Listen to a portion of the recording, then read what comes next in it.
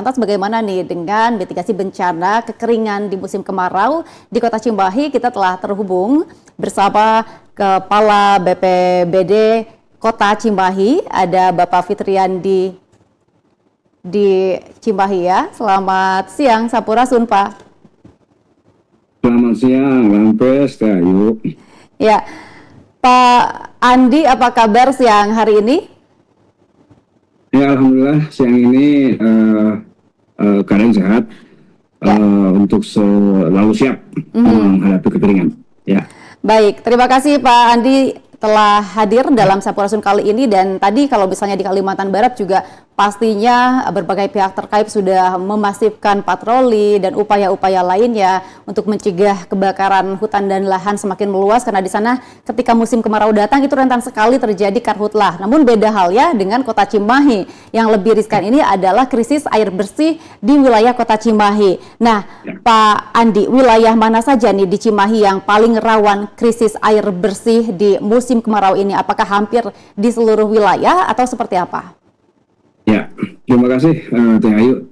Ya, jadi bisa saya sampaikan yang pertama itu adalah bahwa untuk mengantisipasi itu semua, yang pertama Cimahi sekarang berada dalam siaga darurat kekeringan, di mana kita telah menetapkan SK Wali Kota dari tanggal 1 Juli kemarin sampai tanggal 30 September akan datang, bahwa Cimahi satu tingkat lebih siaga terhadap kekeringan, di mana di dalamnya kita mengantisipasi bencana-bencana atau ancaman-ancaman bencana yang bakal terjadi di musim kering ini. Yang pertama, memang kita sekarang sudah mulai menerima laporan kekurangan air bersih ya dari masyarakat.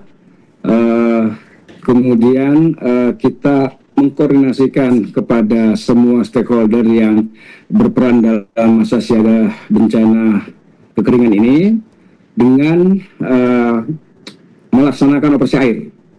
Kemudian apabila wilayahnya ditanya di mana saja, pengalaman 2 tahun lalu di Cimahi itu yang sangat panas, kalau tidak salah 2023 ya, sangat panjang musim keringnya itu, di setiap kelurahan, hampir setiap kelurahan, 15 kelurahan di Cimahi setidaknya ada yang melaporkan 14 kelurahan, 300 dari 312 RW, sekitar 300 RW melaporkan titik-titik kekeringan. Jadi untuk tahun ini kita mengantisipasi hal tersebut, Dayu. Jadi antisipasinya titik-titik yang biasa kerap terjadi, biasa di tahun-tahun sebelumnya kekeringan, kita antisipasi. Antisipasi kita itu tadi berkoordinasi dengan pihak-pihak terkait, pengampu air bersih lah, katakan demikian ya, untuk melaksanakan operasi air. Kemudian juga kita berkoordinasi dengan pihak samping lah gitu, PDAM. Kemudian juga kita berkoordinasi dengan DPKP, yang kemudian berkoordinasi dengan balai di provinsi untuk bisa men-standby-kan cadangan air untuk operasi air bersih yang lebih besar. Karena memang sekarang di kurun waktu yang sama, laporan tahun ini cenderung lebih masih belum terlalu banyak yang masuk, tapi memang sudah ada di beberapa kelurahan, rukun warga RW sekitar 2 kelurahan dan sekitar 6 RW sudah melaporkan kekeringan. Baik, demikian, sudah ada di musim kemarau ini yang melaporkan kekeringan, yaitu 2 kelurahan. Lantas apa tindak lanjut dari BPBD Kota Cimahi menindaklanjuti adanya laporan kekeringan di wilayah tersebut?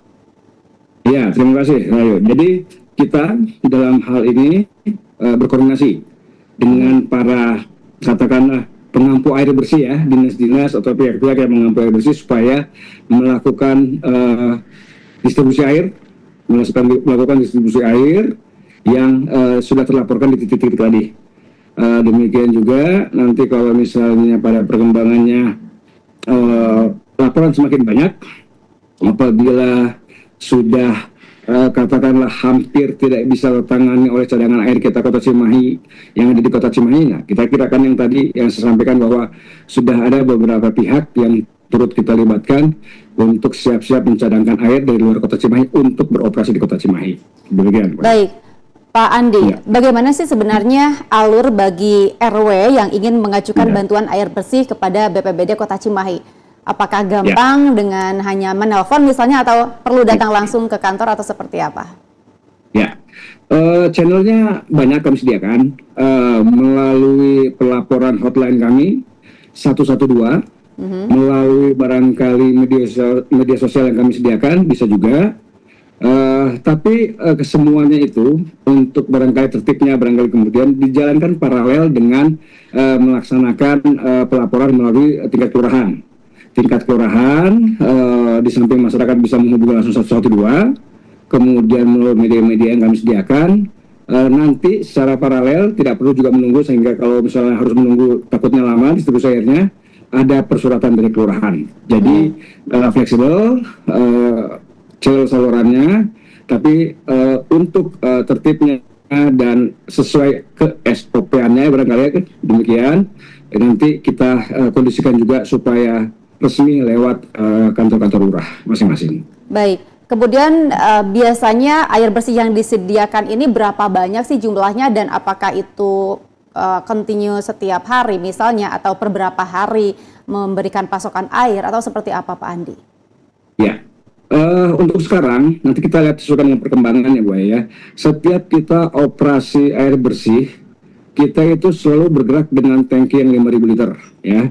5.000 liter kepada titik-titik atau kepada titik-titik toren-toren komunal yang sudah memang tahun-tahun sebelumnya kita sudah sediakan untuk menampung air bersih pada saat ada krisis, mulai krisis seperti ini. Disesuaikan Bu ya. Kalau misalnya bentuknya antrean 5.000 liter itu masyarakat masih ada yang belum kebagian, kita sesuaikan untuk ada susulan distribusi, atau kalau misalnya toren yang terisi masih ada yang kosong, kita sesuaikan untuk susulan distribusi. Tapi selama ini pengalaman apabila melaksanakan operasi antrean, kalau yang berbentuk antrean ya Bu ya, selalu bisa habis antriannya untuk bisa kemudian disesuaikan lagi yang truk airnya ke tempat lain. Nanti kalau misalnya secara umum Kota Cimahi kita lihat bahwa diperlukannya itu wilayah-wilayah tertentu rutin membutuhkan air, melaporkan keperluan air, nanti kita akan ada semacam jadwal ya, diatur jadwal untuk secara waktu gradual per waktu kita drop ke sana tanpa ada laporan lebih lanjut lagi.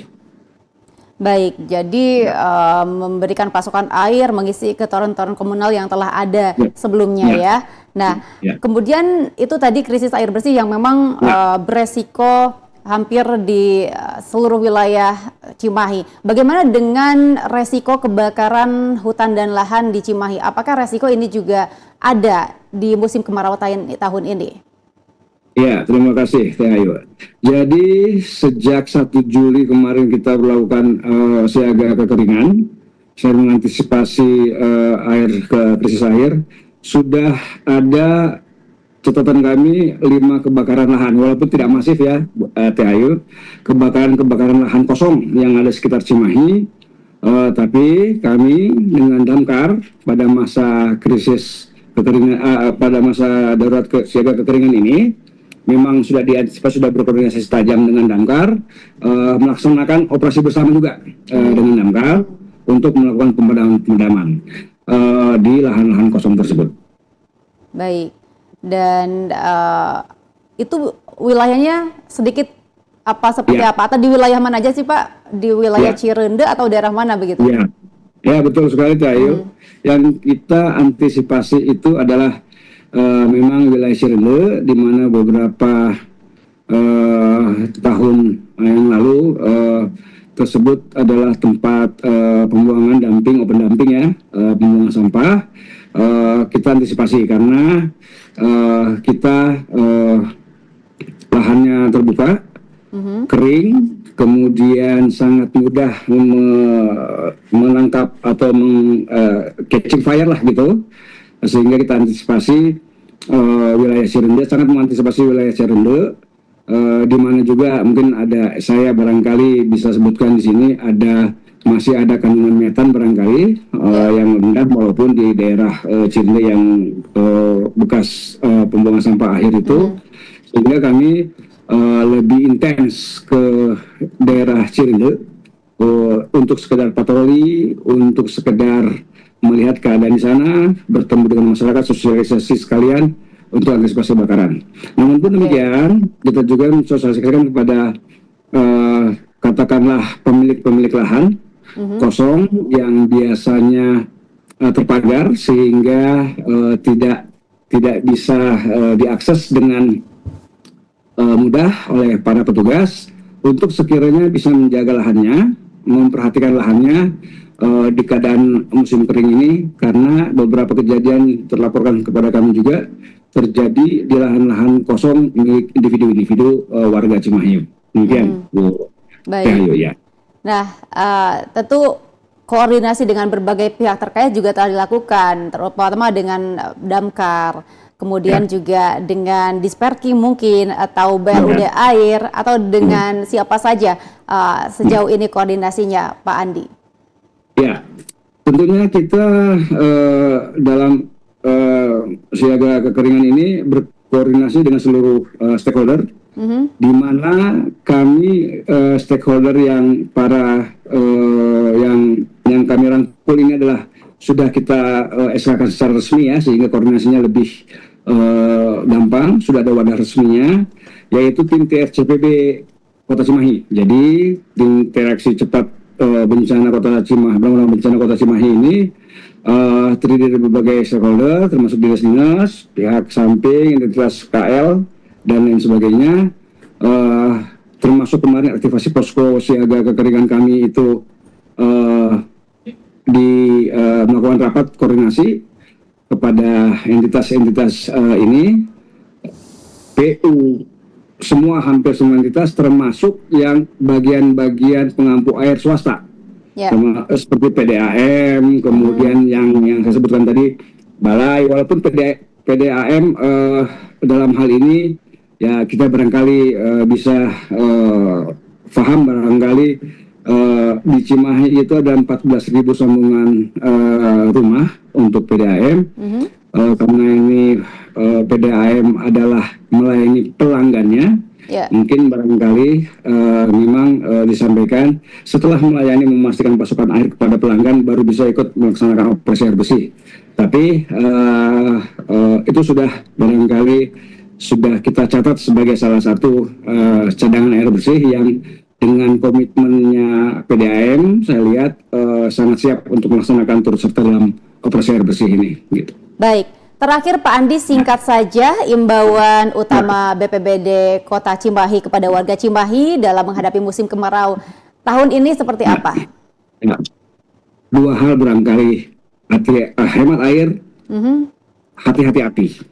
Oke, hemat air, hati-hati api, termasuk jangan sembarangan membuang puntung rokok atau membakar sampah tanpa ditunggu, begitu ya Pak, karena itu beresiko terjadi kebakaran. Baik, Bapak Fitriandi Kurniawan, terima kasih selaku Kepala BPBD Kota Cimahi yang telah bergabung bersama kami dalam Sampurasun kali ini. Sehat dan sukses selalu Pak, semoga dilancarkan dalam bertugas. Terima kasih, Assalamualaikum, selamat siang, Sampurasun.